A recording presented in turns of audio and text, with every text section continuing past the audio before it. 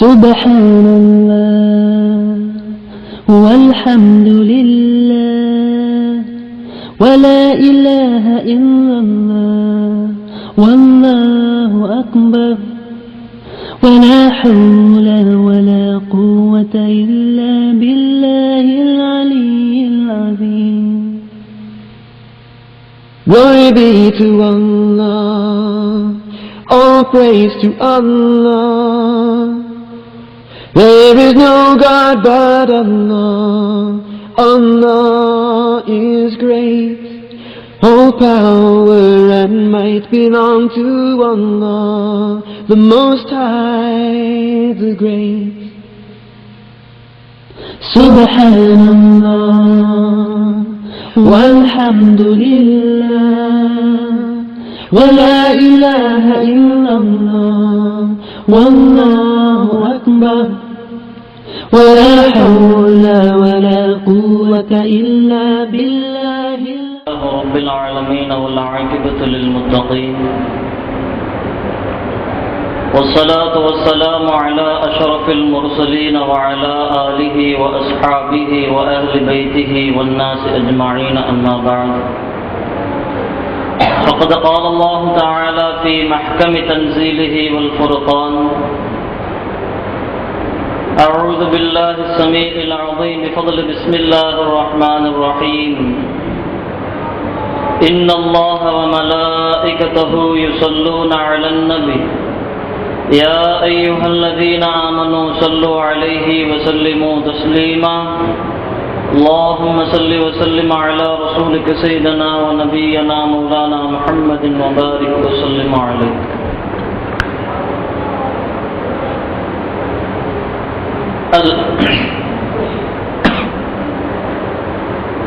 புகழனைத்தும் வல்ல அல்லாஹ் ஜல்ல சுப்ஹானஹு தஆலா ஒருவனுக்கே உரித்தாகுக.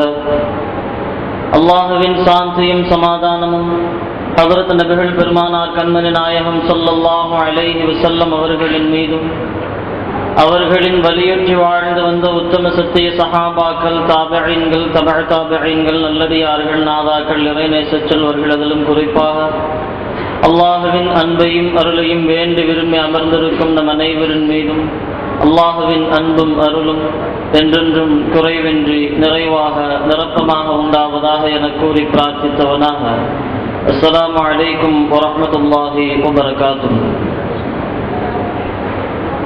கண்ணியத்திற்கும் மிகுந்த மரியாதைக்கும் உரித்தான அல்லாஹ் நல்லடியார்களே, இன்று ரமதானுடைய 20ஆம் நாள் தராவீஹ் தொழுகையை முடித்துவிட்டு நாம் அமர்ந்திருக்கின்றோம். மக்ஃபிரத்தினுடைய 10 நிறைவு இன்றோடு முடிகின்றது. நாளையிலிருந்து கடைசி 10 லைலத்துல் கத்ரை எதிர்நோக்கி இருக்க வேண்டிய 10 ஒற்றைப்படை இரவுகளிலே நாம் லைலத்துல் கத்ரை தேடி இரவு வணக்கங்கள் செய்ய வேண்டிய புனிதம் மிகுந்த இரவுகள் தாங்கி இருக்கின்ற அந்த 10 அல்லாஹுக்காக வேண்டி இந்த உலகத்தை, உலக ஆசாபாசங்களை துறந்து விட்டு பள்ளியிலே இஅ்திகாஃப் இருக்கக்கூடிய அந்த 10 ரமதானுடைய மிக முக்கியமான அம்சங்கள் நிறைந்த, அல்லாஹ் நமக்கு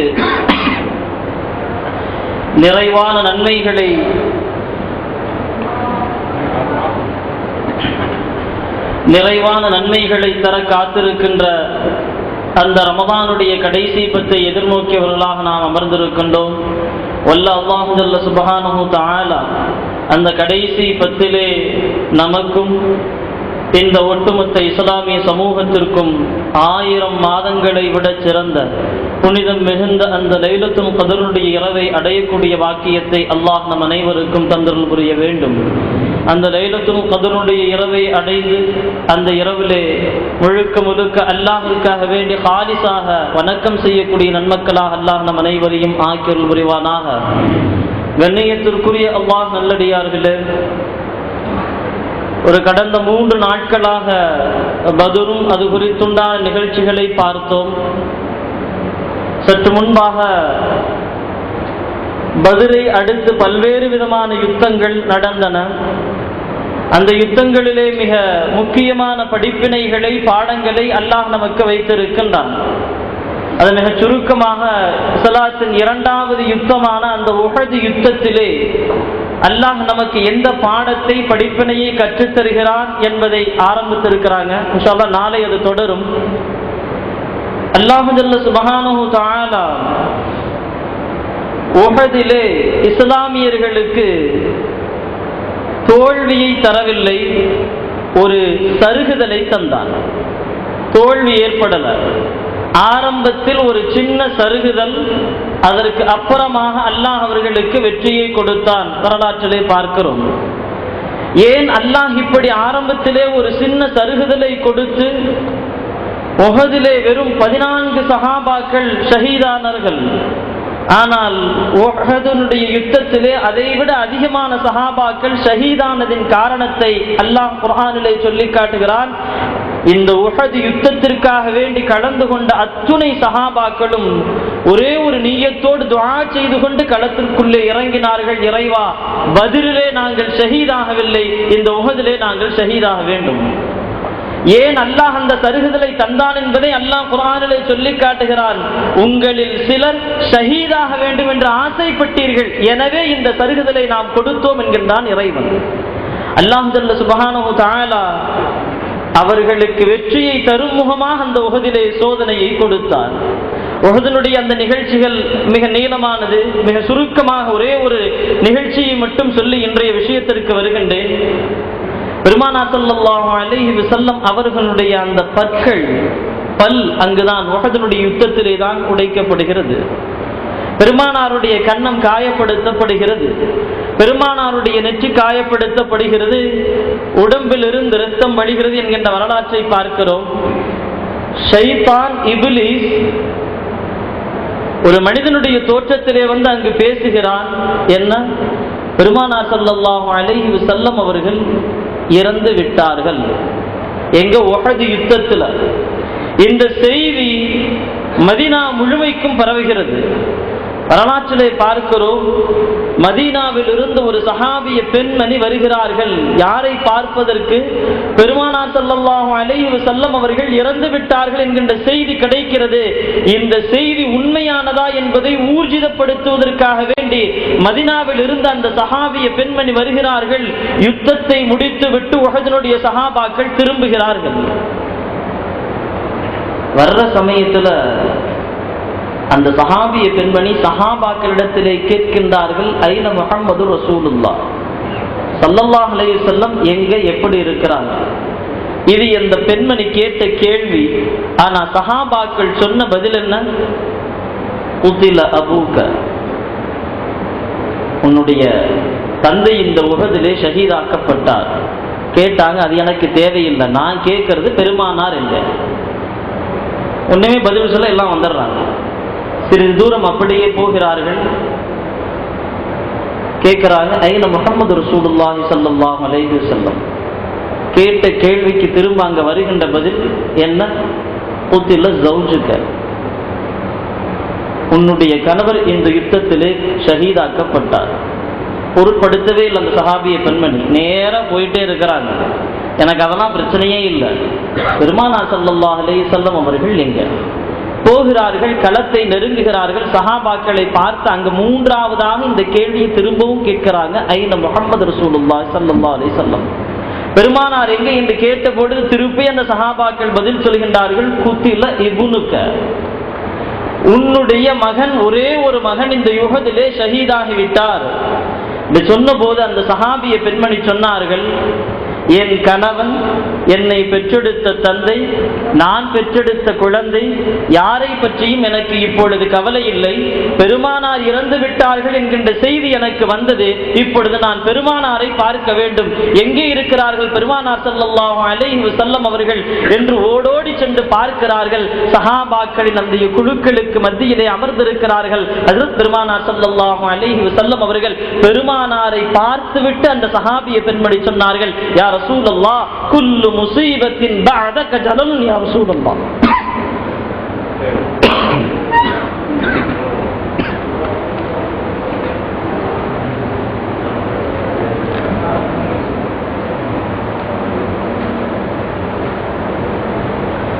குல்லு முசீபத்தின் பஅதக ஜலலுன் யா ரசூலுல்லாஹ். அழகாக ஒரு வார்த்தை சொன்னார்கள்.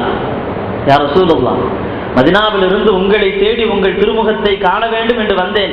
வந்தபோது எனக்கு செய்தி சொல்லப்பட்டது, உன் தந்தை இறந்து விட்டார், உன் கணவன் இறந்து விட்டார், உன் மகன் இறந்து விட்டார் என்ற செய்திகள் எல்லாம் சொல்லப்பட்டது. ஆனால் இதுவெல்லாம் எனக்கு கவலையே தரவில்லை. குல்லு முசீபத்தின் பஅதக ஜலலுன் யா ரசூலுல்லாஹ், உங்களை பார்த்ததற்கு பின்பாக நீங்கள் ஹயாத்தோடு இந்த உஹது களத்திலே இருக்கிறீர்கள். உங்களின் திருமுகத்தை என் கண்கள் பார்த்து விட்டதற்கு பின்பாக என் கண்களிலே எந்த கண்ணீரும் வரப்போவதில்லை. காரணம், என் கணவன் இறந்தது எனக்கு பெரிய விஷயம் இல்லை, என்னை பெற்றெடுத்த தந்தை இறந்தது எனக்கு பெரிய விஷயம் இல்லை, நான் பெற்றெடுத்த குழந்தை இறந்தது எனக்கு பெரிய விஷயம் இல்லை. நீங்கள் ஹயாத்தோடு இருக்கிறீர்கள், உங்கள் ஹயாத்து மட்டும் ஒன்று போதும் யா ரசூலுல்லாஹ். இந்த உலகத்திலே எத்தனை சோதனைகளை வேண்டுமானாலும் நாங்கள் தாங்கிக் கொள்வோம் என்றார்கள் அந்த சஹாபிய பெண்மணி. உஹது களத்திலே நடக்கின்ற நிகழ்ச்சிகளை பார்க்கிறோம். இது போன்று இஸ்லாத்திலே நடந்த ஒரு சில குறிப்பிட்ட யுத்தங்களிலே அல்லாஹ் பல்வேறு விதமான பாடங்களை அல்லாஹ் நமக்கு கற்றுத் தந்திருக்கிறான். முடிந்தால் இன்ஷா அல்லாஹ் ரமலானுக்கு பின்பாக புனித யுத்தங்கள் என்கிற தலைப்பின் கீழாக பேசக்கூடிய வாய்ப்புகள் அல்லாஹ் தந்தால் பேசலாம். அவ்வளோ விஷயங்களை அல்லாஹ் வைத்திருக்கின்றான். கண்ணியத்திற்குரிய அல்லாஹ் நல்லடியார்களே, பத்ர் களம் குறித்துண்டான விஷயங்களே ஒரு 3 நாட்கள் பார்த்தோம். இந்த பத்ர் களத்திலே ஒரு சில முக்கியமான படிப்பினைகள், இன்றைய சூழ்நிலையிலே பத்ர் களத்தை நாம் எப்படி நோக்க வேண்டும் என்கின்ற விஷயத்தை மட்டும் சொல்லி சுருக்கமாக வருகின்றேன். ஏன் பெருமானார் ஸல்லல்லாஹு அலைஹி வஸல்லம் அவர்கள் சிறைபிடித்த கைதிகளுக்கு 2 விதமான தண்டனை. ஒன்று, பிணைத்தொகை கொடுத்து விடுதலை ஆயிக்குங்க. இன்னொன்று, காசு இல்லை அப்படின்னா நீங்கள் கற்றிருக்கின்ற கல்வியை மதீனாவின் 10 குழந்தைகளுக்கு நீங்கள் கற்றுக் கொடுத்து விட்டு விடுதலை ஆயிக்குங்க. இமாம் இப்னு கஸீர் ரஹ்மத்துல்லாஹி அலைஹி அவர்கள் எழுதுகின்றார்கள், பெருமானாருடைய உத்தரவின் அடிப்படையிலே கைதியாக இருக்கின்ற அந்த முஷ்ரிக்குகள் யாரிடத்துல காசு இல்லையோ அவங்க எனக்கு ஒரு சில கல்வி தெரியும் யா ரசூலல்லாஹ், நான் அந்த மதீனாவின் குழந்தைகளுக்கு கற்றுக் கொடுத்து நான் விடுதலை பெற்றுக் கொள்கிறேன் என்று வந்து அமர்கிறார்கள். ஒவ்வொரு முஷ்ரிக்குக்கும் ஒரு 10 குழந்தை கொடுக்கப்படுகிறது. கற்றுக் கொடுக்கிறார்கள் அந்த முஷ்ரிக்கு. அதுல ஒரு குழந்தை வேகமா அம்மாட்ட போகுது. அம்மாட்ட போய் அழுதுகிட்டே சொல்லுது, பெருமானார் ஸல்லல்லாஹு அலைஹி வஸல்லம் அவர்கள் இந்த கைதிகளாக இருக்கின்ற முஷ்ரிக்குகளிடத்திலே பாடம் படிக்க சொன்னார்கள். போனேன், நடத்தினாரு. அவர் நடத்தின விஷயங்கள் எனக்கு விளங்கல, கேட்டேன். அவர் என்னை திருப்பி அடித்தார், எனக்கு வலித்தது, நான் வந்து விட்டேன். உடனே இந்த தாய் சொல்கின்றார்கள், இனிமேல் நீ அங்க போவே வேணாம், இனிமேல் நீ அங்க போகவே வேணாம், நான் உனக்கு அத்தனையும் கற்றுத் தருகிறேன், நீ அங்கு பாடம் கற்க வேணாம் என்கின்ற விஷயத்தை இமாமுனா இப்னு கஸீர் ரஹ்மத்துல்லாஹி அலைஹி அவர்கள் எழுதி தருகின்றார்கள். கல்வி அது யாரிடத்தில் இருந்தாலும் நாம் எடுத்துக்கொள்ள வேண்டும் என்கின்ற பாடத்தை இந்த பத்ர் யுத்தத்திலே பெருமானார் ஸல்லல்லாஹு அலைஹி வஸல்லம் அவர்கள் கற்றுத் தருகிறார்கள். பத்ரினுடைய எதிரிகள், இஸ்லாத்தினுடைய எதிரிகள், இஸ்லாத்திற்கு எதிராக சூழ்ச்சி செய்யக்கூடிய காஃபிர்களாக இருந்த போதிலும் அவர்களிடத்திலே நீங்கள் பாடம் படியுங்கள் என்று பெருமானார் ஸல்லல்லாஹு அலைஹி வஸல்லம் அவர்கள் சொன்னார்கள். ஆக கல்வியை பொறுத்த மட்டில் யாரிடத்தில் எந்த கல்வி இருந்தாலும் அது நமக்கு உபயோகப்படக்கூடிய கல்வியாக இருந்தால் அந்த கல்வியை மிக தாராளமாக எடுத்துக்கொள்ளலாம் என்கின்ற பாடம் மட்டுமல்ல, வெற்றியாக திரும்பி வந்திருக்கின்ற அந்த சஹாபாக்களின் குழந்தைகளை அறிவார்ந்த குழந்தைகளாக உருவாக்க வேண்டும் என்கின்ற சிந்தனையோடு பெருமானார் ஸல்லல்லாஹு அலைஹி வஸல்லம் அவர்கள் இந்த ஆலோசனையை செய்கின்றார்கள். வெறும் வீரம் மட்டும் இங்கே போதாது, அறிவார்ந்த குழந்தைகளாக இருக்க வேண்டும். தீனை, இல்மை, பல்வேறு விதமான கல்வியை கற்ற குழந்தைகளாக இருக்க வேண்டும் என்கின்ற அடிப்படையிலே தான் பெருமானார் ஸல்லல்லாஹு அலைஹி வஸல்லம் அவர்கள் இந்த ஆலோசனைக்கு வருகிறார்கள். கண்ணியத்திற்குரிய அல்லாஹ் நல்லடியார்களே, அங்கு தொடங்குகின்ற அந்த கல்வியை இப்பொழுது நம்மோடு, நம் வாழ்க்கையோடு, நம் வரலாற்றோடு ஒப்பிட்டு பார்க்கிறோம். எந்த அளவிற்கு நாம் கல்வியாளர்களாக இருக்கிறோம், நம் குழந்தைகளை எந்த அடிப்படையிலே நாம் படிக்க வைத்துக் கொண்டிருக்கிறோம் என்கின்ற சிந்தனையோடு சுருக்கமாக சொல்கின்றேன். அல்லாஹ் ஜல்ல சுப்ஹானஹு தஆலா கல்வி என்பது முதலிலே ஆரம்பித்தது அல்லாஹ்வின் புறத்திலிருந்து. ஆதம் அலைஹிஸ்ஸலாம் அவர்களை அல்லாஹ் படைத்து அல்லாஹ் ஜல்ல சுப்ஹானஹு தஆலா ஆதம் அலைஹிஸ்ஸலாம் அவர்களுக்கு ஆசிரியனாக இருந்து ஒரு சில விஷயங்களை அல்லாஹ் முழுமையாக கற்றுத் தருகிறான். கற்றுத் தந்துட்டு மலக்குமார்கிட்ட சொல்லுகின்ற விஷயம் நமக்கு தெரியும். சூரத்துல் பக்ராவிலே வருகின்றது, ஆதம் அலைஹிஸ்ஸலாம் அவர்களுக்கு உங்களுக்கு தெரியாத பல்வேறு விதமான விஷயங்களை கற்றுக் கொடுத்திருக்கிறேன், நீங்க தெரிந்தா சொல்லுங்களேன்னு கேட்கிறப்ப மலக்குமார்கள் சொல்கின்றார்கள், யா ரசூலல்லாஹ் எங்களுக்கெல்லாம் ஒன்றும் தெரியாது, நான் சஜிதா செஞ்சோம், வேலை முடிஞ்சிருச்சு. அல்லாஹ் சகல ஞானங்களையும் கற்றுத்தந்தான் ஹஜ்ரத் ஆதம் அலைஹிஸ்ஸலாம் அவர்களுக்கு. அங்கு இருந்து அப்படியே கல்வி வருகிறது. ரப்பனா ஆத்தினா ஃபித் துன்யா ஹஸனா வ ஃபில் ஆখিরাতি ஹஸனா. இதற்கு விளக்கம் எழுதக்கூடிய முஃபஸ்ஸிரீன்களிலே ஒரு சில முஃபஸ்ஸிரீன்கள் இப்படியும் எழுதுகிறார்கள், ஹசனா என்கின்ற இந்த வார்த்தை அல்லாஹ் எங்களுக்கு இந்த உலகத்திலும் நாளை மறுமையிலும் நல்ல வாழ்க்கையை கொடு என்று சொன்னால், மறுமையிலே நல்ல வாழ்க்கை என்பது இறைவனின் பொருத்தத்தோடு வாழ்கின்ற அந்த வாழ்க்கை.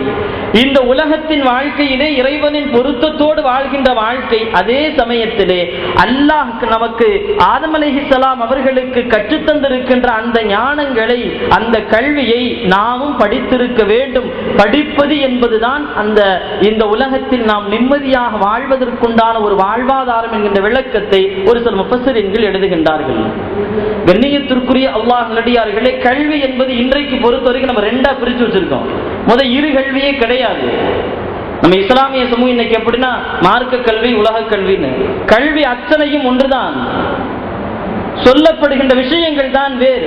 உலக கல்வியிலே உலகம் சார்ந்த விஷயங்கள், இந்த உலகத்திலே நம் வாழ்வாதாரத்திற்கு தேவையான விஷயங்கள் சொல்லப்படுகிறது. தீனிலே அல்லாஹ் ரசூல் குறித்துண்டான விஷயங்கள் சொல்லப்படுகிறது. அது அத்தனையும் கல்விதான். இரண்டு கல்வியாக பிரிக்க வேண்டிய அவசியம் இல்லை. இந்த கல்வியை அல்லாஹ் எல்லா நபிமார்களுக்கும் கொடுத்திருந்தான். நபிமார்களுக்கு அல்லாஹ் அவனை பற்றி உண்டான தீனுடைய ஞானத்தையும் மார்க்க விஷயத்தையும் அல்லாஹ் கற்றுத் தந்திருந்தான். அதே போன்று இந்த உலக வாழ்வாதாரத்திற்கு தேவையான கல்வியையும் அல்லாஹ் நபிமார்களுக்கு கற்றுத் தந்திருந்தார். வரலாறுகளிலே பார்க்கிறோம், நபிமார்களுக்கு அல்லாஹ் ஜல்ல சுப்ஹானஹு தஆலா அவனை குறித்துண்டான ஞானங்களை சொல்லி தருவதுடனே அவர்கள் இந்த உலக வாழ்க்கையிலே தங்களின் வாழ்க்கையை நடத்துவதற்கு தோதுவான ஒரு சில ஞானங்களையும் அதற்குண்டான கல்வியையும் தொழிற்கல்வியும் அல்லாஹ் கற்றுக் கொடுத்தான் என்கின்ற வரலாறை பார்க்கிறோம். ஹஜ்ரத் ஆதம் அலைஹிஸ்ஸலாம் அவர்கள் விவசாயியாக இருந்தார்கள். ஹஜ்ரத் நூஹ் அலைஹிஸ்ஸலாம் அவர்கள் தச்சராக இருந்தார்கள். ஹஜ்ரத் இத்ரீஸ் அலைஹிஸ்ஸலாம் அவர்கள் ஆடையை தைக்கக்கூடிய ஒரு தையல்காரராக ஹஜ்ரத் இத்ரீஸ் அலைஹிஸ்ஸலாம் அவர்கள் இருந்தார்கள். ஹஜ்ரத் இப்ராஹிம் அலைஹிஸ்ஸலாம் அவர்கள் துணி வியாபாரம் செய்யக்கூடிய நபராக இருந்தார்கள். ஹஜ்ரத் இஸ்மாயில் அலைஹிஸ்ஸலாம் அவர்கள் வேட்டையாடி அதற்கு உண்டான அந்த பொருளை எடுத்து தங்கள் வாழ்வாதாரத்தை நடத்தக்கூடிய நபியாக ஹஜ்ரத் இஸ்மாயில் அலைஹிஸ்ஸலாம் அவர்கள் இருந்தார்கள். தாவூத் அலைஹிஸ்ஸலாம் அவர்கள் கொல்லராக இருந்தார்கள். இரும்பிலே அந்த போருக்கு தேவையான ஆயுதங்கள் வார்கள் செய்யக்கூடிய அந்த ஞானத்தை அல்லாஹ் தாவூத் அலைஹிஸ்ஸலாம் அவர்களுக்கு கற்றுத் தந்திருந்தான். ஹஜ்ரத் இஸ்ஹாக் அலைஹிஸ்ஸலாம், யாக்கூப் அலைஹிஸ்ஸலாம், ஷுஐப் அலைஹிஸ்ஸலாம், இந்த மூன்று நபிமார்களுக்கும் அல்லாஹ் ஆடு மாடு ஒட்டகங்களை மேற்கக்கூடிய அந்த கல்வியை, அந்த ஞானத்தை அவர்களுக்கு கொடுத்திருந்தான். பார்க்கிறோம், மூசா அலைஹிஸ்ஸலாம் அவர்கள் கூலி வேலை செய்தார்கள். ஹஜ்ரத் இலியாஸ் அலைஹிஸ்ஸலாம் அவர்கள் நெசவு செய்தார்கள். ஹஜ்ரத் பெருமானார் ஸல்லல்லாஹு அலைஹி வஸல்லம் அவர்கள் ஒரு காலத்திற்கு முன்பு வரைக்கும் ஆடு மேய்த்தார்கள். சில காலத்திற்கு பின்பாக அவர்கள் வியாபாரம் செய்தார்கள். இப்படி அல்லாஹ் உலக வாழ்க்கையிலே அவர்களுக்கு அவர்களின் வாழ்வாதாரத்தை நடத்துவதற்கு தேவையான ஞானத்தை, கல்வியை அல்லாஹ் கற்றுக் கொடுத்தான். இதிலே வரலாற்று ஆசிரியர்கள் மிக குறிப்பாக சொல்லித் தருகிறார்கள், அல்லாஹ் ஜல்ல சுப்ஹானஹு தஆலா உலகத்திலே வந்த அநேக நபிமார்களுக்கு அவர்களின் நபித்துவத்திற்கு முன்பாக ஆடு மேய்க்கக்கூடிய அந்த ஒரு தொழிலை அல்லாஹ் கற்றுத் தந்திருந்தான். ஏன் அல்லாஹ் ஆடு மேய்க்கக்கூடிய தொழிலை நபிமார்களுக்கு கற்றுத் தந்திருந்தான்? காரணம் என்ன? அதனுடைய சூட்சமம் என்ன? வரலாற்று ஆசிரியர்கள் எழுதுகின்றார்கள், ஆடுகளை பொறுத்த வரைக்கும் அது ஒரு மென்மையான மிருகம், ஒரு மென்மையான ஜீவராசி. மென்மை உள்ளம் படைத்த அந்த ஜீவராசியை யார் இந்த உலகத்திலே மேய்க்கிறார்களோ வளர்க்கிறார்களோ அவர்களின் உள்ளமும் அதே போல் மாறும். எனவே அல்லாஹ் ஜல்ல சுப்ஹானஹு தஆலா நபித்துவத்தை கொடுப்பதற்கு முன்பாக, அவனை பற்றி உண்டான விஷயத்தை மக்களுக்கு எத்தி வைப்பதற்கு முன்பாக நபிமார்களின் உள்ளத்தை பக்குவப்படுத்த வேண்டும். அவர்களை ஒரு பக்குவப்படுத்த நிலையிலே நபித்துவத்தை கொடுக்க வேண்டும் என்கின்ற அடிப்படையில் தான் அநேக நபிமார்களுக்கு அல்லாஹ் ஆடுகளை மேய்க்கக்கூடிய தொழிலை கொடுத்திருந்தான் என்கின்ற அந்த செய்தியை வரலாற்று ஆசிரியர்கள் எழுதி தருகிறார்கள்.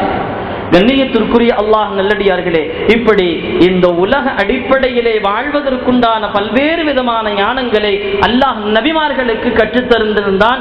அவர்களை பின்பற்றி வந்த சஹாபாக்கள் இமாம்களுடைய வாழ்க்கையிலே பார்த்திருந்தோம். அல்லாஹ் ரசூலை பற்றி உண்டான ஞானங்கள் நிறைந்திருந்த போதிலும் அவர்கள் இந்த உலக கல்வி, உலகத்தோடு சேர்ந்து வாழக்கூடிய அந்த கல்வியை, ஞானத்தை பெற்றிருந்தார்கள். இன்னைக்கு அதையெல்லாம் ஒண்ணுமே பண்ண முடியாது. அது ரொம்ப இன்னைக்கு அவசியம். நம்முடைய வாழ்வாதாரத்திற்கு தேவையான மிக முக்கியமான அடிப்படை. கல்வியை கற்காமல் நாம் எந்த அளவிற்கு சிரமப்பட்டு கொண்டிருக்கிறோம், கல்வி இல்லாமல் எந்த அளவிற்கு சிரமத்தை எடுத்துக் கொண்டிருக்கிறோம் எல்லாம் நமக்கு தெரியும்.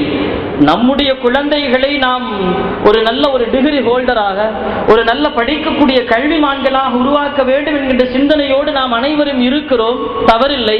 ஆனால் ஒரு சிந்தனை உங்களுக்கு முன்பாக சொல்கிறேன். இஸ்லாமிய சமூகம் ஒரு கடந்த 10 ஆண்டுகளாக வரவேற்க தகுந்த விஷயம், அவர்களின் குழந்தைகளை 10வது 12வது அதற்கடுத்து மேற்படிப்பு வரைக்கும் படிக்கக்கூடிய ஒரு ஆர்வத்தை நம் இஸ்லாமிய சமூகத்திலே பார்க்கிறோம், வரவேற்கலாம். ஆனால் நம் குழந்தைகளுக்கு நாம் தேர்ந்தெடுக்கின்ற அந்த மேற்படிப்பு வெறும் உலகாதாய அடிப்படையிலே, வெறும் காசு பணத்தை மையப்படுத்தியதாக மட்டும் இருந்துவிடக் கூடாது. அப்படி ஒரு வேளை இருந்து விட்டால் அல்லாஹ் காப்பாற்ற வேண்டும். எதிர் வருகின்ற நம் இஸ்லாமிய சமுதாயத்தை காப்பாற்றுவதற்கு நம்மிடத்திலே யாருமே கிடையாது. காரணம் என்ன? எல்லாமே என்னுடைய தேவைக்காக வேண்டி, காசு பணத்திற்காக வேண்டி. யாரும் கோபித்துக் கொள்ள வேண்டாம். யதார்த்தம், ஒரு சிந்தனை, மாற்று சிந்தனைக்காக வேண்டி சொல்லுகிறேன்.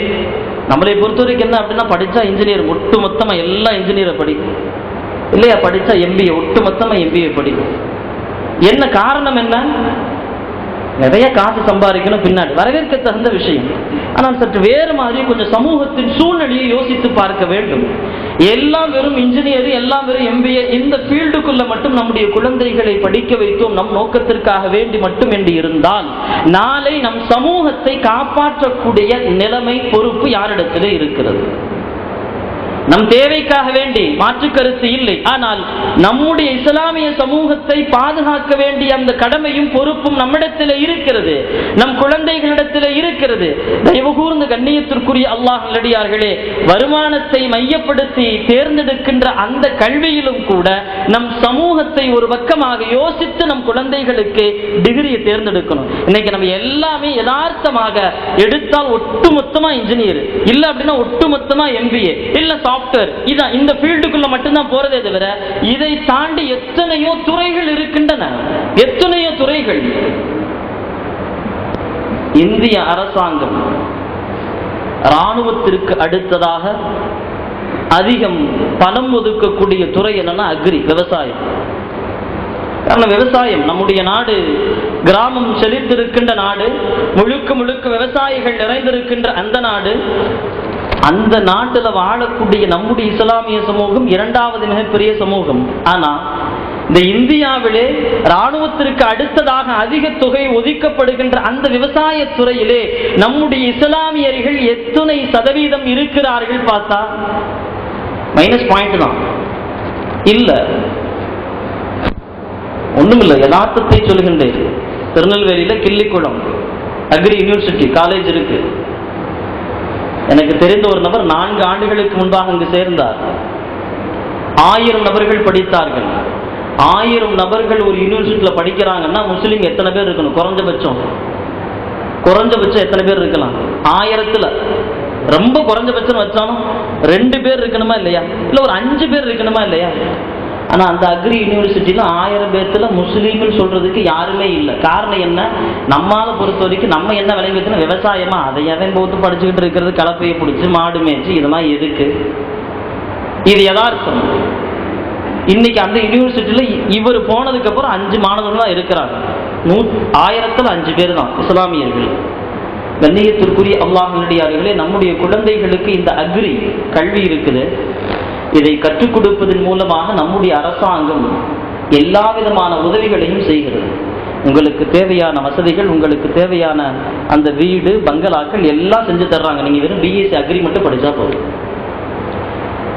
ஒரு சில விஷயங்களை நமக்குள் பரிமாறிக்கொள்ள வேண்டும் என்கிற அடிப்படையிலே சொல்கின்றேன். காரணம், நம் சமூகத்தின் நிலைமைகளை சற்று பார்க்கின்ற பொழுது மக்கள் தொகை அடிப்படையிலே மிகுதியாக இருக்கின்றோம். ஆனால் நமக்கு உண்டான வாழ்வாதாரத்தை, நமக்கு உண்டான அந்த இடஒதுக்கீட்டை பெறக்கூடிய விஷயத்திலே நாம் இன்னும் வெற்றி அடையவில்லை என்பதற்கு பின்னால் வேறு யாரும் இல்லை, நாம் தான் நிற்கிறோம். கண்டிப்பா வேறு யாருமே இல்லை, நாம் மட்டும்தான் இருக்கிறோம்.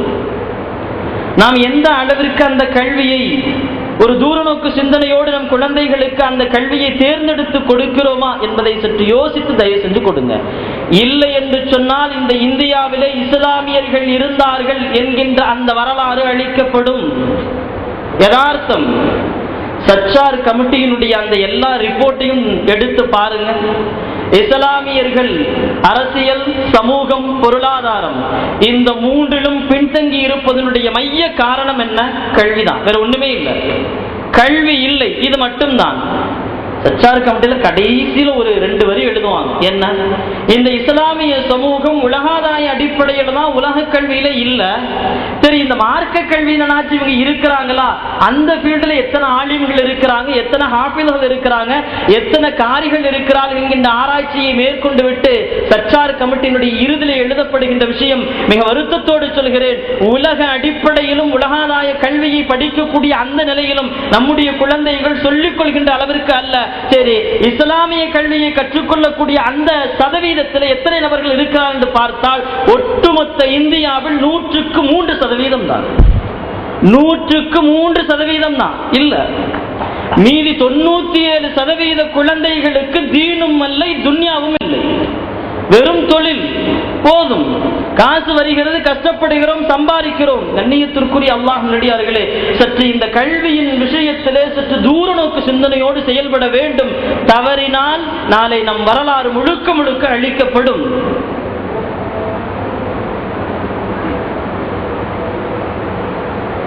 ஸ்கூல்ல படிக்கக்கூடிய, பள்ளிக்கூடத்திலே படிக்கக்கூடிய கல்வி எல்லாம் இன்னைக்கு இந்த Tamil, English, maths, science, social இது எல்லாம் எப்ப அறிமுகப்படுத்தப்பட்டது?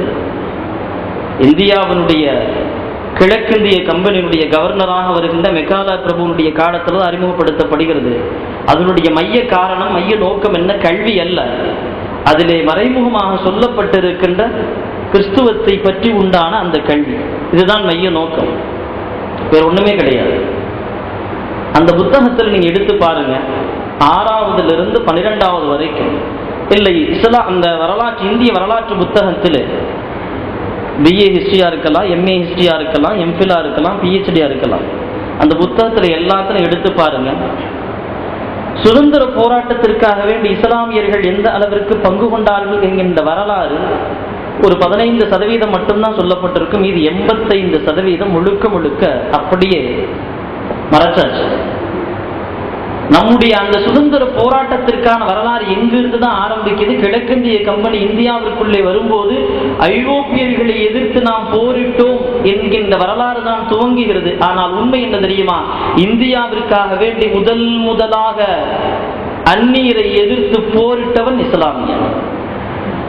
அந்நியரை எதிர்த்து போரிட்டவன் இஸ்லாமியன். அந்த இஸ்லாமிய வரலாறு இன்றைய வரலாற்று புத்தகங்களிலே இல்லை, சொல்லப்படுகிறது. ஆனால் அதற்கு பின் உண்டான இஸ்லாமிய வரலாறு முழுக்க முழுக்க மறைக்கப்பட்டிருக்கிறது. என்ன? 1498 போர்த்துகீஸ் வாஸ்கோட காமா இந்தியாவிற்குள்ளே வந்தான், கேரளாவின் கள்ளிக்கோட்டைக்குள் வந்தான் என்கின்ற வரலாற்றோடு போர்த்துகீசினுடைய வரலாறு முடிகிறது.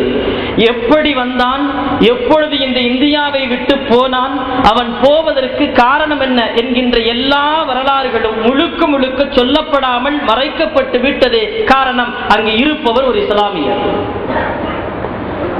இந்திய சுதந்திர வரலாற்றினுடைய இஸ்லாமியர்களின் வரலாறு 1600க்கு பின்பாகத்தான் வரலாற்றிலே சொல்லப்படுகிறதே தவிர 1400களிலே இந்தியாவிற்கு நுழைந்துவிட்ட அந்நியரை எதிர்த்து போரிட்டவன் ஒரு இஸ்லாமியன். வரலாறுகளிலே பார்க்கலாம். 1498 மே 10 வாஸ்கோட காமா இந்தியாவை வந்து அடைகிறார். அங்கிருந்து கிளம்புகின்ற சமயத்தில் 3 கப்பலில் அவருக்கு தேவையான உணவு ஆட்களோடு வருகிறார். உணவு தீர்ந்துவிட போகிறது. உணவு தீர்ந்து விட்டதற்கு பின்பாக ஒரு குறிப்பிட்ட இடத்திற்கு வந்து சேருகின்ற போது முடிவு செய்கிறான், இதுக்கு மேல போக முடியாது, இதற்கு மேல் போக முடியாது. அப்பொழுது அந்த இடத்திலே இருக்கின்ற ஒரு மன்னன் உதவி செய்கின்றான். எங்க போகணும்? இந்தியாவிற்கு போகணும். ஒரு நபரை நான் தர்றேன், அந்த நபர் உங்களுக்கு வழிகாட்டுவார்.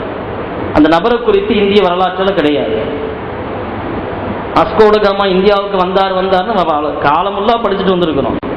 வாஸ்கோடகாமா இந்தியாவுக்கு வர்றதுக்கு காரணம் என்ன? குஜராத்தினுடைய ஒரு இஸ்லாமியர், வணிகம் நிமித்தமாக அவர் எல்லா நாடுகளுக்கும் போய் வருவது வழக்கம். அந்த நபர் தான் கையை பிடிச்சி கூட்டிட்டு வரா, நீ போற ரூட் ஆப்பிரிக்காவுக்கு போற, இங்கிட்டு வா, இந்தியாவுக்கு இப்படி வா. இந்தியாவிற்குள்ளே கள்ளிக்கோட்டைக்குள்ளே உள்ளே நுழைகின்றான் வாஸ்கோடகாமா. ஒரு அந்நியராக உள்ளே நுழைகின்றான். வரலாறு மிக நீளம், சுருக்கமாக சொல்கின்றேன். அந்நியராக உள்ளே நுழைகின்றான். வாஸ்கோடகாமா போனதற்கு பின்பாக 2 நபர்கள் வருகிறார்கள். அல்போன்சா டி அல்புகுர் என்பதாக சொல்லப்படும். இதற்கடுத்து இன்னொருவன் வருகிறான். இந்த வாஸ்கோடகாமாவிற்கு பின்பாக வருகின்ற போர்த்துகீசியர்கள் அனைவரும் அப்படியே இந்தியாவிற்கு எதிராக மாறுகிறார்கள். மாறுகின்ற அந்த எல்லா நபர்களுக்கும் அந்த கேரளத்திலே கள்ளிக்கோட்டையிலே மன்னனாக இருக்கின்றவன் அவன் ஒத்துழைப்பு தருகிறான். முழுக்க ஒத்துழைப்பு தருகிறான். இப்பொழுது இந்தியாவிற்குள்ளே களமிறங்கிவிட்ட அந்த எதிரிகளை அடித்து ஒழிக்க வேண்டிய இந்திய நாட்டின் மன்னன் ஒத்துழைப்பு தருகின்ற அந்த சமயத்திலே அவன் இந்த நாட்டிலே இருக்கக்கூடாது, அவனை ஒழிக்க வேண்டும், அவனை விரட்ட வேண்டும் என்கின்ற தன்னுடைய சொத்துக்களை எல்லாம் விற்றார்.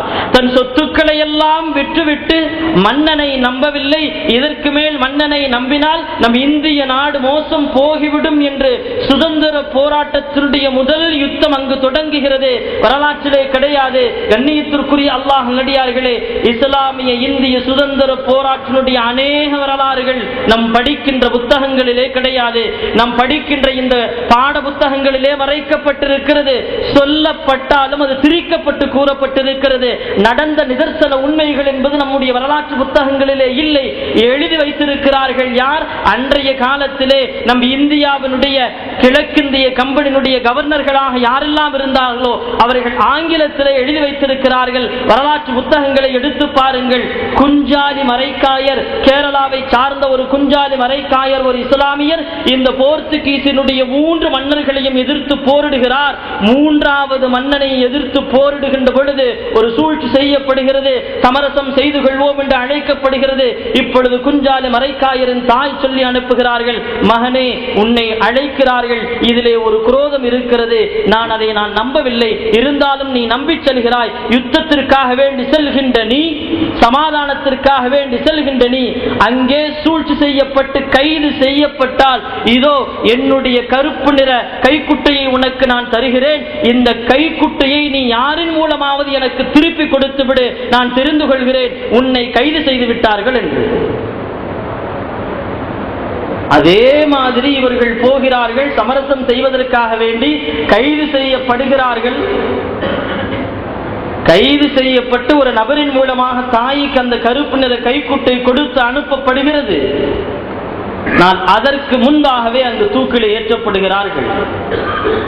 இது இந்திய வரலாற்றிலே நம் பாட புத்தகங்களிலே இன்று வரைக்கும் சொல்லப்படாத வரலாறு, ஆனால் உண்மையாக இருக்கின்ற வரலாறு. இதை ஏன் நான் சொல்லுகின்றேன் என்று சொன்னால், கண்ணியத்திற்குரிய அல்லாஹ் நல்லடியார்களே,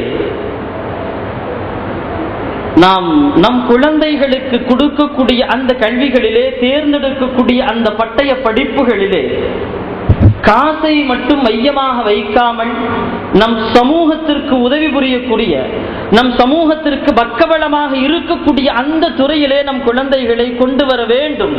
ஏன் இப்படி வரலாறு திரிக்கப்பட்டது, ஏன் இப்படி வரலாறு மாற்றப்பட்டது என்று சொன்னோம் என்றால், அந்த துறையிலே நம்முடைய இஸ்லாமியர்கள் இல்லை.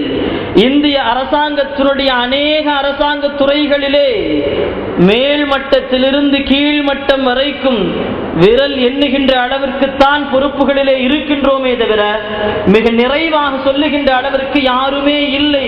ஒருவேளை இந்த நிலைமை அப்படியே நீடித்தால் இஸ்லாத்தினுடைய வரலாறும் நம் முன்னோர்கள் இந்த இந்திய நாட்டிற்காக வேண்டி அவர்கள் செய்த அத்துணை தியாகங்களும் ஒட்டுமொத்தமாக இல்லாமல் ஆக்கப்படும். இந்த இந்தியாவிலே பிறந்த அத்துணை நம்முடைய இந்திய இஸ்லாமியர்களும் அந்நியப்படுத்தப்படுவோம் என்பது மட்டுமல்ல, ஒரு அச்சத்தோடும் ஒரு பதட்டத்தோடும் வாழுகின்ற நிலைமை வரும் என்பதிலே சந்தேகம் இல்லை. தயவுகூர்ந்து நம் குழந்தைகளுக்கு கொடுக்கக்கூடிய கல்வியிலே தீனை கொடுக்க வேண்டும். நமக்கு தெரியும், உலகத்தை கொடுக்கக்கூடிய சமயத்திலே காசை தாண்டி, பணத்தை தாண்டி நம் குழந்தைகளுக்கு இந்த நம் சமூகத்தை ஆதரவு செய்யக்கூடிய, நம் சமூகத்தை அங்கு ஒத்துழைப்பு செய்யக்கூடிய ஒரு கூட்டமாக, ஒரு குழந்தைகளாக நம்முடைய குழந்தைகளை உருவாக்க வேண்டும். கண்ணியத்திற்குரிய அல்லாஹ்வின் அடியார்களே, இந்த கல்விங்கிற சப்ஜெக்ட் இன்றைய நிலைமையில நாம் எப்படி இருக்கிறோம், நம்முடைய பின்னடைவுக்கெல்லாம் காரணம் பார்த்தீங்கன்னா பல மணி நேரங்கள் பேசலாம். ஏன் நம்முடைய பின்னடைவிற்கு காரணம்? அல்லாஹ் ஜல்ல சுப்ஹானஹு வ தஆலா குர்ஆனிலே சொல்லி காட்டுகிறான், ஒரு கூட்டம் தன்னைத்தானே மாற்றிக்கொள்ளாத வரை அல்லாஹ் மாற்ற மாட்டான். நாம் நம்முடைய சிந்தனைகளை மாற்ற வேண்டும். குழந்தைகளுக்கு கொடுக்கக்கூடிய உலகாதாய கல்வி அடிப்படையில் தயவுகூர்ந்து நீண்ட ஒரு ஆலோசனை செய்யுங்கள், ஒரு ஆழ்ந்த சிந்தனையோடு செய்யுங்கள். ஆழ்ந்த சிந்தனைக்கு பின்பாக நம் குழந்தைகளுக்கு கொடுக்க வேண்டிய அந்த பட்டய படிப்புகள், கல்விகளை தயவுகூர்ந்து தேர்வெடுங்கள். இந்திய அட்மினிஸ்ட்ரேஷன் IAS இருந்து கீழே எத்தனை துறைகள் இருக்கிறதோ அதையெல்லாம் எடுத்து பாருங்க. இஸ்லாமியர்கள் சொல்லிக் கொள்ற மாதிரி யாருமே இல்லை. நம்மை கை கொடுத்து தூக்குகின்ற அளவிற்கு யாருமே இல்லை. இதே நிலைமை அப்படியே நீடிச்சுட்டு போனா யாரும் கை கொடுக்க மாட்டோம், மண்ணோடு மண்ணா அப்படியே அழிந்து போகும். தயவுகூர்ந்து நம் குழந்தைகளுக்கு மீண்டும் மீண்டும் சொல்கிறேன், பட்டய படிப்பு டிகிரியை தேர்ந்தெடுக்கக்கூடிய சமயத்திலே அவர்களின் எதிர்காலம் ஒன்று வாழ்வாதாரமாக இருக்கணும். இரண்டாவது நோக்கம் நம் இஸ்லாமிய சமூகத்தை காப்பாற்றக்கூடிய கல்வியாகவும் இருக்க வேண்டும். இந்த ரெண்டுமே இல்லாம போச்சுன்னா எந்த பிரயோஜனமும் இல்லாம போயிடும். அல்லாஹ் சுப்ஹானஹு வ தஆலா வரலாறுகளிலே பார்க்கிறோம், கல்வியினுடைய சிறப்பு மகிமை எல்லாம் நமக்கு தெரியும். தலபுல் இல்மு ஃபரீதா, கல்வியை தேடி கற்றுக்கொள்வது ஒவ்வொரு இஸ்லாமியன் மீதும் கட்டாய கடமை. அப்பனா எல்லாமே என்ன ஆகணும்? கட்டாய கடமைனா எல்லாமே ஆலிம்சாவா இருக்கணும், எல்லாமே ஹாஃபிலா இருக்கணும், எல்லாமே காரியா இருக்கணும். ஏன்னா என்ன? ஃபர்து. கல்வியை தேடி கற்றுக்கொள்வது ஃபர்து. பெருமானார் ஸல்லல்லாஹு அலைஹி வஸல்லம் ஹதீஸ். அப்படின்னா எல்லாமே ஆலிம்களாக இருக்க முடியுமா? முடியாது. ஹஜ்ரத் பெருமானார் ஸல்லல்லாஹு அலைஹி வஸல்லம் இந்த ஹதீஸிற்கு விளக்கம் எழுதுகின்ற முஹத்திஸீன்கள் சொல்கின்றார்கள், இந்த ஹதீஸிற்கு அப்படி விளக்கம் இல்லை, எல்லாமே ஆலிம்சாவ் ஆகணும் என்கின்ற விளக்கம் இல்லை. ஒரு மனிதன் எந்த சூழ்நிலையை சார்ந்து இருக்கின்றானோ அந்த சூழ்நிலை குறித்துண்டான இஸ்லாம் கற்றுத்தருகின்ற சட்டதிட்டங்களை அறிந்திருப்பது ஃபர்து. இதை அவன் தெரியாமல் கற்றாமல் அந்த காரியத்தை செய்தால் அவன் நாளை அல்லாஹ்விடத்திலே குற்றம் பிடிக்கப்படுவான். உதாரணத்திற்கு, ஒரு மனிதன் வியாபாரம் செய்ய போகிறான் என்று சொன்னால் வியாபாரத்தில் இருக்கக்கூடிய ஹலால் என்ன, ஹராம் என்ன, நாம் நம்முடைய வாடிக்கையாளர்களிடத்தில் எப்படி நடந்து கொள்ள வேண்டும், ஒரு வியாபாரியாக நாம் எப்படி இருக்க வேண்டும் என்கின்ற அந்த சிந்தனையோடு அந்த வியாபாரத்தினுடைய இஸ்லாத்தினுடைய சட்டதிட்டங்களை கற்றிருப்பது ஃபர்து. கற்காமல் அவன் வியாபாரம் செய்து தவறு செய்தால் நாளை அல்லாஹ்விடத்திலே பதில் சொல்லி ஆக வேண்டும். திருமணம் முடிக்க போகிறான், திருமணத்தினுடைய அத்துணை சட்டதிட்டங்களையும் தெரிந்திருக்க வேண்டும். மனைவிக்கு செய்ய வேண்டிய கடமைகள் என்ன, உரிமைகள் என்ன, பெற்ற குழந்தைகளுக்கு செய்ய வேண்டிய கடமைகள் என்ன, உரிமைகள் என்ன, எந்த சூழ்நிலையை சார்ந்து இருக்க போகிறானோ அந்த சூழ்நிலை குறித்துண்டான இஸ்லாமிய சட்டத்தை கற்றிருப்பது, தெரிந்திருப்பது ஃபர்து என்கின்றார்கள் முஹத்திஸீன்கள். கண்ணியத்திற்குரிய அல்லாஹ் நல்லடியார்களே, நம் குழந்தைகளுக்கு நாம் கல்வியை கற்றுக் கொடுக்கக்கூடிய அந்த விஷயத்திலே தீனும் இல்லை துன்யாவும் இல்லை என்று வருகின்ற போது மிக வருத்தத்தோடு நாம் பார்க்க வேண்டும். இன்னைக்கு ஒரு யதார்த்தமா ஒரு மாற்று சிந்தனை யோசிச்சு பார்ப்போம். இடஒதுக்கீடு வேணும், இடஒதுக்கீடு வேணும், களமிறங்கி போராட்டம் எல்லாம் செய்கிறோம். ஒருவேளை நம்ம கேட்கிற இடஒதுக்கீடு மாதிரி குறைஞ்சபட்சம் ஒரு 10% கொடுத்து விட்டால், ஆமீன், 10% கொடுத்து விட்டால் இந்த 10% நிரப்புவதற்கு நம் கைவசம் பட்டதாரிகள் இருக்கிறாங்களா? 10% கேட்கிறோம், வைக்கிறோம், எல்லாம் சரிதான். இந்த 10% நிறைவேற்றுவதற்கு நம்மிடத்திலே பட்டதாரிகள் இருக்கிறார்களா? சற்று யோசிச்சு பார்க்கணும். நிச்சயமா இல்லை. 10% நிரப்பக்கூடிய அளவிற்கு தற்சமயம் இல்லை, உருவாகி கொண்டிருக்கிறோம்.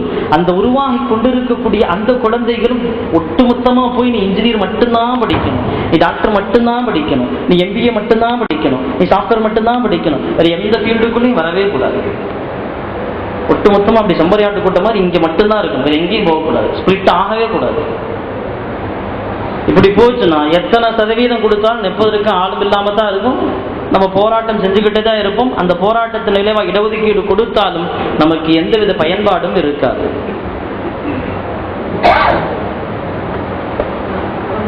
கண்ணியத்திற்குரிய அல்லாஹ் நல்லடியார்களே, ஹஜ்ரத் பெருமானார் ஸல்லல்லாஹு அலைஹி வஸல்லம் அவர்களின் காலத்திற்கு பின்பாக பார்க்கிறோம், உமர் இப்னு அப்துல் அஜீஸ் ரலியல்லாஹு அன்ஹு அவர்கள்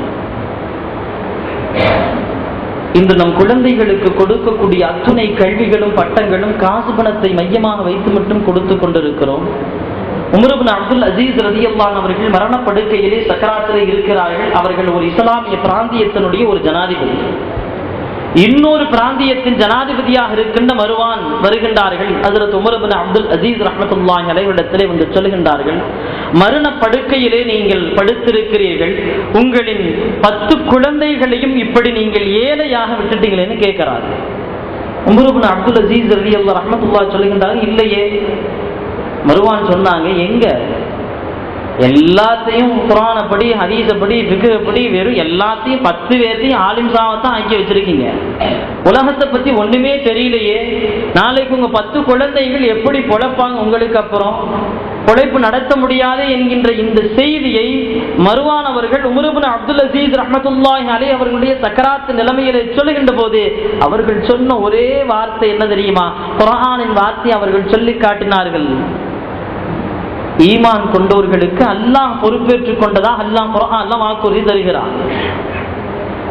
அல்லாஹ் பொறுப்பேற்றுக் கொள்வதாக குர்ஆனிலே வாக்குறுதி தருகிறார். அல்லாஹு வலியுல்லதீன ஆமனு, யார் ஈமானை ஏற்றுக்கொண்டார்களோ அவர்களுக்கு இறைவன் பொறுப்புதாரே. நான் அந்த நம்பிக்கையோடு என் 10 குழந்தைகளுக்கும் தீனை மற்றும் கொடுத்தேன், அவர்கள் 10 பேரையும் சிறந்த ஆலிம்களாக உருவாக்கினேன் என்று சொன்னார்கள். ஆனால் இதற்கு நேர் மாற்றமாக மருவான் அவர்களின் குழந்தைகள் இந்த குர்ஆன் ஹதீஸை ஓரளவு படித்திருந்தார்களே தவிர முழுக்க முழுக்க உலக சிந்தனையோடு வளர்க்கப்பட்டிருந்தார்கள். வரலாறுகளிலே பார்க்கிறோம், இமாமுனா அஷ்-ஷாஃபிஈ ரஹ்மத்துல்லாஹி அலைஹி அவர்கள் எழுதுகின்றார்கள், வரலாறு அப்படியே திரும்பியது. எந்த மருவான் அவர்களுடைய குழந்தைகள் உலக சிந்தனையோடு உலகத்தை சம்பாதிக்க வேண்டும், காசு பணம் வேண்டும் என்ற நோக்கோடு கல்வி கொடுக்கப்பட்டார்களோ அவர்களெல்லாம் திமிஷ்குனுடைய பள்ளியினுடைய வெளியிலே கையேந்தி பிச்சை ஏந்தக்கூடிய நிலைமை அல்லாஹ் கொடுத்தான். எந்த உமர் இப்னு அப்துல் அஜீஸ் ரலியல்லாஹு அன்ஹு அவர்கள் தன்னுடைய 10 குழந்தைகளுக்கும் தீனை கொடுத்து மிகச்சிறந்த ஆலிம்களாக உருவாக்கினார்களோ அந்த ஆலிம்கள் எல்லாம் தன் தந்தையின் மரணத்திற்கு பின்பாக இஸ்லாமிய பிராந்தியத்தினுடைய ஜனாதிபதிகளாக வந்தார்கள். யோசிச்சு பார்க்கிறோம், நம்முடைய குழந்தைகளுக்கு நாம் கொடுக்கக்கூடிய அந்த உலகாதாய கல்வியினுடைய சிந்தனையும் நம்மிடத்தில் அப்படித்தான் இருக்குது. ஏற்கனவே சொன்னேன், இன்னைக்கு நமக்கு துன்யாவை பொறுத்த வரைக்கும் எத்தனை நேரம் வேணாலும் நம்முடைய குழந்தைங்களை சிரமப்பட்டு காலையில் 7 மணிக்கு போ 10 மணிக்கு போ வா எல்லாம் சிரமப்படுகிறோம். ஆனால் தீனை பொறுத்த வரைக்கும் கோடை காலம் சம்பரம் 40 நாள் இல்லை 30 நாள் இல்லை 25 நாள் ஆலிம்சா அதோட போது முடிச்சுக்குவோம். தீன் இன்னைக்கு அவ்வளவு சுருங்கி விட்டது நம்ம இடத்துல. கண்ணியத்திற்குரிய அல்லாஹ் நல்லடியார்களே, இந்த இஸ்லாமினுடைய கல்வியை முழுமையாக நம் குழந்தைகளுக்கு கொடுக்கக்கூடிய அதே நேரத்திலே இந்த உலக கல்வியினுடைய அடிப்படையிலே நம் குழந்தைகளை வளர்க்கிறோம் என்று சொன்னால் அந்த குழந்தைகளுக்கு எந்த கல்வியை கொடுக்கிறோம் சற்று தூர நோக்கு சிந்தனையோடு கொடுக்க வேண்டும். பெருமானார் ஸல்லல்லாஹு அலைஹி வஸல்லம் அவர்கள் அந்த அடிப்படையில் தான் பத்ர் யுத்தத்திலே கைதிகளாக இருந்த போதிலும் கூட சஹாபாக்களின் குழந்தைகளை அறிவார்ந்த குழந்தைகளாக உருவாக்க வேண்டும். தீனை பெருமானார் ஸல்லல்லாஹு அலைஹி வஸல்லம் அவர்கள் முழுக்க முழுக்க கற்றுக் கொடுத்தார்கள். உலகம் குறித்துண்டான அந்த கல்வி, குதிரை ஏறுவது எப்படி, நீச்சல் கற்பது எப்படி, அம்பு எறிவது எப்படி, வாளை சுற்றுவது எப்படி, வில் எறிவது எப்படி, இது போன்ற இந்த கல்விகளை எல்லாம் கற்றுத் தேர்ந்த ஒரு அறிவார்ந்த குழந்தையாக சஹாபிய குழந்தைகள் வர வேண்டும் என்கின்ற அடிப்படையில் தான் ஹஜ்ரத் பெருமானார் ஸல்லல்லாஹு அலைஹி வஸல்லம் அவர்கள் கைதிகளாக இருந்த போதிலும் கூட அவர்களிடத்திலே நீங்கள் பாடம் படியுங்கள், நீங்கள் கற்றுக் கொடுங்கள் என்று சொன்னார்கள். தீனும் வேணும் துன்யா வேணும், மாற்று கருத்தே இல்லை. ஆனால் நம் சமூகத்தை அடிப்படையாக வைத்த அடிப்படையில் இருக்க வேண்டும். முழுக்க முழுக்க துன்யா என்கின்ற அடிப்படையிலும் போய்விடக் கூடாது. முழுக்க முழுக்க எனக்கு தீன் மட்டும் போதும் என்கிற நம்பிக்கை இருந்தால் அல்லாஹ் நமக்கு போதுமானவன். அந்த நம்பிக்கை இருந்தால் முழுக்க முழுக்க அல்லாஹ் நமக்கு போதுமானவன். ஆனால் அந்த நம்பிக்கை இன்று நம்மிடத்திலே இல்லை. எனவே நம் குழந்தைகளுக்கு நாம் எந்த அளவிற்கு தீனை கற்றுத்தர முடியுமோ அந்த அளவிற்கு தீனை தர வேண்டும். எந்த அளவிற்கு உலகத்தை கற்றுத்தர முடியுமோ அந்த அளவிற்கு உலகத்தை கற்றுத்தர வேண்டும். கண்ணியத்திற்குரிய அல்லாஹ் நடிகார்களே, இன்றைய உலக சூழலிலே நம் குழந்தைகளை மிக ஒழுக்கத்தோடு நாம் வளர்ப்பது என்பது அவ்வளவு எளிதான ஒரு காரியம் அல்ல. ஆனால் கற்றுக் கொடுக்கக்கூடிய கல்வி அப்படி இருக்குது, அவர்கள் கற்கின்ற இடம் அப்படி இருக்குது, அவர்கள் போகின்ற இடங்கள் அப்படி இருக்கிறது. எல்லா இடங்களிலும் அவர்கள் தவறு செய்வதற்குண்டான வாய்ப்புகள் இருக்கிறது. பல்வேறு ஆலிம்கள் சொல்வதை கேட்டிருக்கிறோம். நான் மட்டும் ஆலிம்ஸ் ஆகலைதான் இன்னைக்கு என் நிலைமையே வேற. யதார்த்தம் அதுதான். நான் மட்டும் ஆலிம்ஸ் ஆகலைன்னா என் நிலைமையே வேற. காரணம் என்ன தெரியுமா?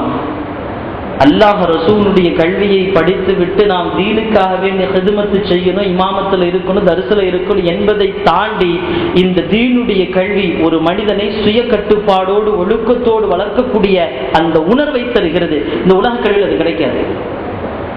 அல்லாஹ் ரசூலுடைய கல்விக்கு மட்டுமே உண்டான பரக்கத் வேற எங்கேயுமே கிடைக்காது.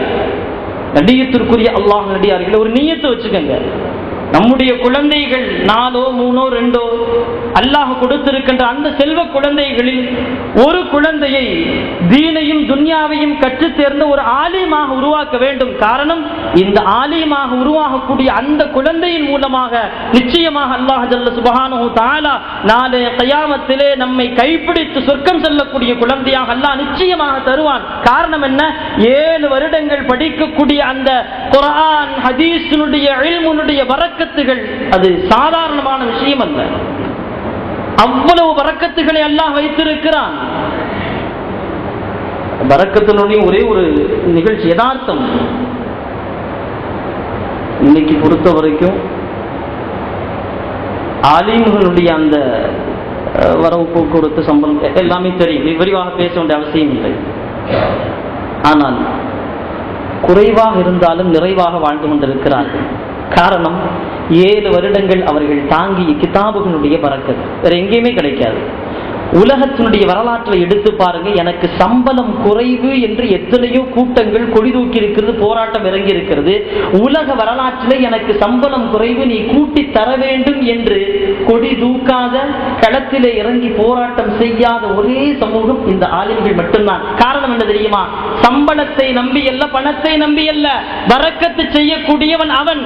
கொடுப்பது 1000 இருந்தாலும் அவன் பரக்கத்து செய்தால் 1000 கோடியாக மாறும். இது யதார்த்தம். அல்லாஹ் ஜல்ல சுப்ஹானஹு தஆலா அந்த தீனுடைய கல்விக்கும் அந்த கல்வியை கற்றுத் தேர்ந்த ஆலிம்களுக்கும் அல்லாஹ் அந்த எண்ணத்தை தருகிறார். உலகத்திலே எத்தனையோ காசு பணங்கள், எவ்வளவு மிகப்பெரிய அறிஞர்கள் ஒரு கட்டத்திலே நிம்மதியை இழந்து தற்கொலை செய்து கொள்கிறார்கள். உலக வரலாற்றிலே நிம்மதி இல்லை, எனவே நான் தற்கொலை செய்து கொண்டேன் என்கின்ற ஒரு ஆலிம் இந்த உலகத்தில் கிடையாது. காரணம், அல்லாஹ் ரசூலுடைய கல்வியை கற்றுத் தேர்ந்த அந்த குர்ஆன் ஹதீஸினுடைய பரக்கத்து அவர்களுக்கு இந்த உலகத்திலே குறைவான அந்த சம்பளமும் காசும் பணமும் இருந்தாலும் கூட அல்லாஹ் அந்த குறைகளில் நிறைவான வாழ்க்கையை தந்தான், நிம்மதியான வாழ்க்கையை தந்தான். அந்த நிம்மதியும் நிறைவும் இந்த உலகத்திலே வேறு யாருக்கும் இல்லை, அல்லாஹ் வேறு யாருக்கும் கொடுக்கவில்லை. காரணம், 7 வருடங்கள் அந்த குர்ஆன் ஹதீஸை தாங்கிய பரக்கத்து. கண்ணியத்திற்குரிய அல்லாஹ் நடிகார்களே, உலகாதாய அடிப்படையிலே நம் குழந்தைகளுக்கு, நம் சமூகத்தை முன்வைத்து நம் குழந்தைகளுக்கு கல்வியை தேர்ந்தெடுக்க வேண்டும். நாளை மறுமையை முன்வைத்து நம் குழந்தைகளில் ஒரு குழந்தையாவது தீனையும் துன்யாவையும் கற்றுத் தேர்ந்த நல்ல ஆலிம்களாக உருவாக வேண்டும். அல்லாஹ் ஜல்ல சுப்ஹானஹு தஆலா அந்த வாக்கியத்தை கொடுத்தான். சென்னையில் பிலாலி அரபிக் கல்லூரியில் படித்தோம், 7 ஆண்டுகள் படித்தோம், தீனையும் கற்றோம், துன்யாவையும் கற்றோம், இரண்டையும் கற்றுத் தேர்ந்து நல்ல ஒரு சிறந்த அடிப்படையிலே ஒவ்வொரு விஷயத்தையும் தூரநோக்கு சிந்தனையோடு ஒப்பிட்டு பார்க்கக்கூடிய ஞானத்தை அல்லாஹ் கொடுத்தான். அல்லாஹ் ஜல்ல சுப்ஹானஹு தஆலா தீனையும் துன்யாவையும் கற்றுத் தேர்கின்ற அந்த குழந்தைகளுக்கு அல்லாஹ் இன்றைய நவீன உலகத்திலே அவர்களுக்கு தேவையான எத்தனையோ வாசல்கள், வழிகள் திறந்து இருக்கின்றன. கண்ணியத்திற்குரிய அல்லாஹ் நடிகார்களே, நம் குழந்தைகளில் ஒரு குழந்தையை நீங்கள் மீண்டும் மீண்டும் அல்லாஹ்விடத்தில் நியத்து செய்து கொள்ளுங்கள், துஆ செய்து கொள்ளுங்கள். எங்கள் குழந்தைகளில் இறைவா ஒரே ஒரு குழந்தையை தீனையும் துன்யாவையும் கற்றுத் தேர்ந்த ஒரு சிறந்த ஆலிமாக, ஒரு சிறந்த ஹாஃபிலாக, ஒரு சிறந்த காரியாக, நாளை கியாமத்திலே என் கைப்பிடித்து சொர்க்கம் அழைத்து செல்லக்கூடிய குழந்தையாக ஒரு குழந்தையை நீ ஆக்கு என்கிற துஆவை நீங்கள் செய்து கொள்ளுங்கள். நிச்சயம் அந்த குழந்தையின் மூலமாக அல்லாஹ் நமக்கு வெற்றியை தருவான். வல்ல அல்லாஹ் ஜல்ல சுப்ஹானஹு தஆலா இந்த புனிதம் மிகுந்த ரமதானிலே அல்லாஹ்விடத்திலே நாம் எதை கேட்டோமோ, எதை சொன்னோமோ அல்லாஹ் அதை முழுமையாக ஏற்றுக்கொண்டு அதன் பிறகு வல்ல அல்லாஹ் ஜல்ல சுப்ஹானஹு தஆலா 12 மாதங்களிலே ஒரு மாதத்தை சிறப்பாக ஆக்கினான். காரணம், அந்த ஒற்றை மாதத்திலே அல்லாஹ் இந்த உலகத்திலே இறைவன் கொடுத்திருக்கிற நாட்களை விட சிறப்பான ஒரு நாளை அல்லாஹ் ஆக்கியதன் காரணமாக இந்த ரமலான் சிறப்பு பெற்றது. அந்த புனிதம் மிகுந்த லைலத்துல் கத்ர் இரவு 1000 மாதங்களை விட மிகச் சிறப்பான இரவு. அந்த இரவிலே மலக்குகள் எல்லாம் பூமிகளுக்கு வருகை தருகிறார்கள் என்று நாம் அறிந்திருக்கின்ற அந்த வரலாறு நமக்கு தெரியும். அந்த புனிதம் மிகுந்த லைலத்துல் கத்ருடைய இரவின் பொருட்டால் அல்லாஹ் ஜல்ல சுப்ஹானஹு தஆலா இந்த ரமலானை சங்கைப்படுத்தி இருக்கின்றான். இந்த ரமலானையும் லைலத்துல் கத்ரையும் உலகத்திலே வேறு எந்த உம்மத்திற்கும் இறைவன் தரவில்லை. ஹஜ்ரத் பெருமானார் ஸல்லல்லாஹு அலைஹி வஸல்லம் அவர்களின் உம்மத்தான நமக்கு அல்லாஹ் வழங்கியதில் நாமெல்லாம் பாக்கியவான்கள். புனிதம் மிகுந்த அந்த இரவை அடைய பெற்று நல்ல அமல்களை செய்யக்கூடிய பாக்கியவான்களாக அல்லாஹ் நம் அனைவரையும் ஆக்குவானாக. கண்ணியத்திற்குரிய அல்லாஹ் நல்லடியார்களே, இந்த புனிதம் மிகுந்த இரவிலே அல்லாஹ் இன்னா அன்ஸல்னாஹு ஃபீ லைலத்துல் கத்ர், குர்ஆனை நாம் இறக்கினோம் என்பதாக அல்லாஹ் சொல்லி காட்டுகிறார். குர்ஆன் பெருமானார் ஸல்லல்லாஹு அலைஹி வஸல்லம் அவர்களுக்கு அல்லாஹ் இந்த உலகத்திலே வழங்கிய நபித்துவத்தினுடைய அத்தாட்சி. எல்லா நபிமார்களுக்கும் அல்லாஹ் ஒரு சில சுஹஃப்களை, ஏடுகளை வழங்கி இருந்தான். ஆதம் அலைஹிஸ்ஸலாம் அவர்களுக்கு ஒரு சில ஏடுகள் வழங்கப்பட்டிருந்தன. இன்னும் ஒரு சில குறிப்பிட்ட நபிமார்களுக்கு அல்லாஹ் ஜல்ல சுப்ஹானஹு தஆலா வேதங்களை அவர்களின் மொழியிலே அல்லாஹ் இறக்கி வைத்திருந்தான் என்பது நமக்கு தெரியும். ஆனால் குர்ஆனுக்கு மட்டுமுண்டான தனிச்சிறப்பு இந்த உலகத்திலே வேறு எந்த வேதங்களுக்கும் எந்த சுஹஃப்களுக்கும் இறைவன் தரவில்லை. காரணம் என்ன? இந்த உலகத்திலே மனிதனுக்கு தேவையான எல்லா விஷயங்களையும் உள்ளடக்கிய ஒரு கருவூலமாக குர்ஆன் இருக்கிறது. குர்ஆனிலே எல்லா விஷயங்களுக்கும் தீர்வு இருக்கிறது. அது நமக்கு தெரியாமல் இருக்கலாமே தவிர குர்ஆனிலே இல்லை என்று நம்மால் சொல்ல முடியாது. எல்லாமே அல்லாஹ் குர்ஆன்ல சொல்லியிருக்கிறார், ஒண்ணு கூட விடல. எல்லா நபிமார்களுக்கும் வழங்கிய அந்த வேதங்களையும் உள்ளடக்கிய பொக்கிஷமாகத்தான் அல்லாஹ் இந்த குர்ஆன்ல சொல்லி இருக்கிறான். குர்ஆனுடைய மிகப்பெரிய அற்புதம், குர்ஆன் அது தோன்றிய காலத்திலிருந்து இந்த மனித சமூகத்திடத்திலே அது வைத்த சவாலை இன்று வரைக்கும் நிறைவேற்றுவதற்கு ஆளில்லை. குர்ஆனிலே அல்லாஹ் கேட்கின்றான், வ இன் குன்தும் ஃபீ ரைபின் மிம்மா நஸ்ஸல்னா அலா அப்தினா ஃபஅது பிசூரத்தின். அல்லாஹ் சொல்லுகின்றான், சூரத்துல் பக்ராவிலே வருகின்றது. பெருமானார் ஸல்லல்லாஹு அலைஹி வஸல்லம் அவர்களுக்கு வழங்கி இருக்கின்ற இந்த குர்ஆனின் விஷயத்திலே நீங்கள் சந்தேகம் கொண்டிருந்தால், உங்களால் முடிந்தால் நீங்கள் இதை போன்று ஒரு சூறாவை கொண்டு வாருங்கள். அது நிறைய ஆயத்துல குர்ஆன் சவால் இடுகிறது. ஒரு சூறாவை கொண்டு வாங்க, இல்ல ஒரே ஒரு ஆயத்தையாவது நீங்க கொண்டு வாங்க. இன்று வரைக்கும் அந்த சவாலை நிறைவேற்றுவதற்கு யாருமே கிடையாது. இந்த சவாலை பெருமானார் ஸல்லல்லாஹு அலைஹி வஸல்லம் அவர்களுக்கு வழங்கப்பட்ட இந்த குர்ஆன் மட்டுமே சவால் விட்டது. இதற்கு முன்னால் வழங்கப்பட்ட எந்த நபிமார்களின் வேதத்திலும் இது குறித்துண்டான சவாலோ எந்த விஷயமோ கிடையாது. அந்த விதத்திலே குர்ஆன் ஒரு மிகப்பெரிய அற்புதமாக இருக்கிறது. இன்ஷா அல்லாஹ் இந்த இன்றையிலிருந்து நாம் பெருநாள் முடிகின்ற வரைக்கும் குர்ஆன் குறித்துண்டான பல்வேறு விஷயங்களை பார்ப்போம். முதலிலே குர்ஆன் எப்படி நமக்கு சேர்ந்தது? நம் கைகளிலே இருக்கின்ற குர்ஆன்